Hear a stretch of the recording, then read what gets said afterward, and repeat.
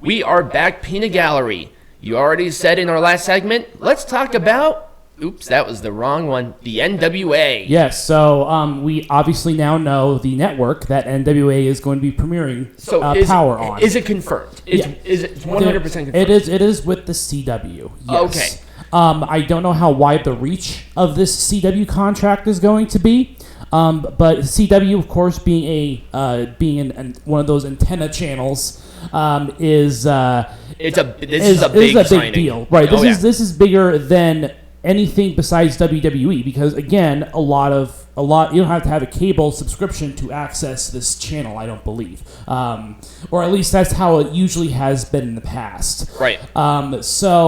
It's a pretty big deal to get a contract like that. I almost wish that Impact Wrestling would get a better TV deal, but it's pretty exciting to see. I don't know what other plans they have involved. I don't know what shows are going to be included in it. Obviously, Power is going to be included. So it's, to my knowledge, it's Power, and then they're going to do a subsequent backstage show. Okay. That follows Power directly. Okay, so that might be a little bit more involvement of, say, their territories that they're inevitably going to build more of. It could incorporate... they also said their YouTube channel would incorporate more territory-based stuff, so expect to see a lot more of that indie wrestling. I was trying to find how many people can access the CW, but this is a big channel. SmackDown was on the CW for years. Yeah, they were. And again, SmackDown being known for actually being on those more mainstream cable networks, and that was a part of it. Mm-hmm. At least for the time being. Like, it's on Fox right now, and of course that's going to change. It's going to go back to cable. So it's interesting to see kind of what the parameters of that contract is, but obviously NWA is making some pretty big moves. Even if it's on a smaller broadcast that the CW does, this is still a big get. It is. It really is. It is. This is obviously the old set. They have a brand new production, and I'm going to assume that it was directly correlated with this. Yes, it's very similar, and we're really seeing this parallel now. And I think we talked very extensively about this next week, but this is just another piece of NWA and Impact Wrestling taking advantage of the waning popularity of AEW. Yep. I agree with you. I think they're putting on higher quality, better product overall that AEW tried to do in the first place until whatever is going on with AEW now is going on. Right. And but they're still staying in their own lane. Right. They're not trying to compete with AEW or WWE. They know that they're not going to be the biggest promotion, but they are certainly taking the opportunity to increase the quality of its production to be in line with the increasing quality of the actual product. And not only that, getting these deals sneakily. I mean, the CW, like I said before, this thing hits a lot of pretty much the entire United States, but also Mexico. Right. And so I think it's going to be a very interesting 2024. We obviously know that NWA is producing a territory system. Yes. Which is another facet of leaning on that nostalgia that NWA has always been known for. It's always been nostalgia based. Right. And I think them introducing not only new promotions, but a ton of new wrestlers. Mm-hmm. I mean, this territory system is really going to get a lot of attention for these smaller guys, and I am 100% for it. Oh yeah, absolutely. I think this is something that people have been clamoring for. Obviously, with NWA's reintroduction, initially as a promotion in and of itself. I literally remember us talking on this exact show. I think we were still called the Pro Wrestling Zone at that time.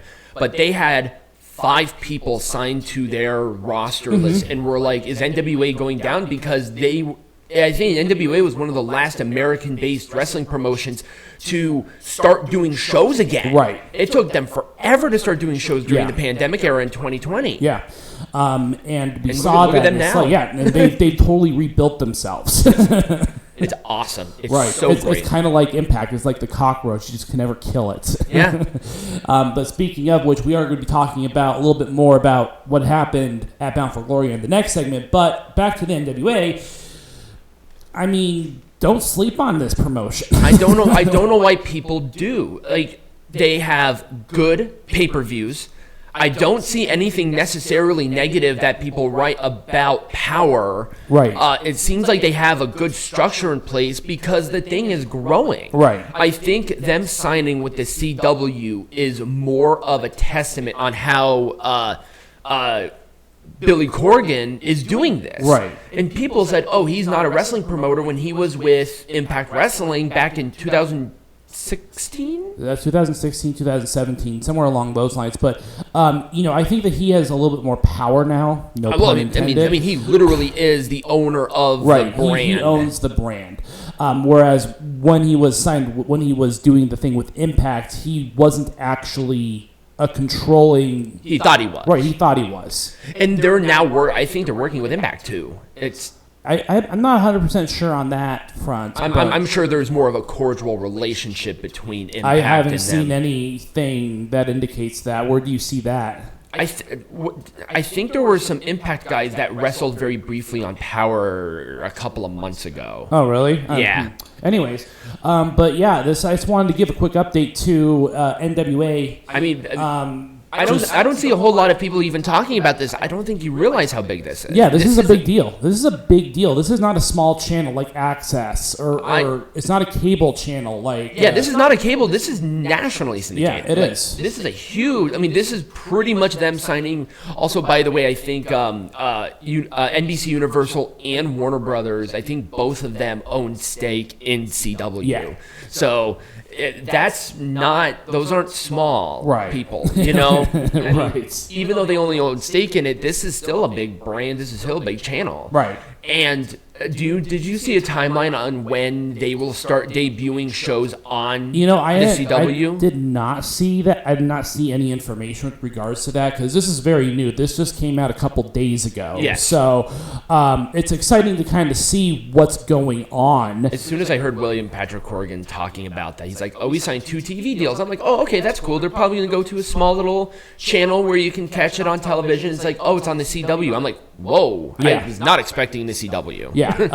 But I think it works with the product that they're going for, and it works with the demographic as well. Now, do you think with this signing, do you think maybe other larger brands will look at a show like Impact Wrestling and MLW to possibly put their programming on there? Given right. that, So the thing with Impact Wrestling is owned by the same company that owns Access TV. Right. So I don't see them moving to another channel unless Access TV all of a sudden gets a lot more fan base.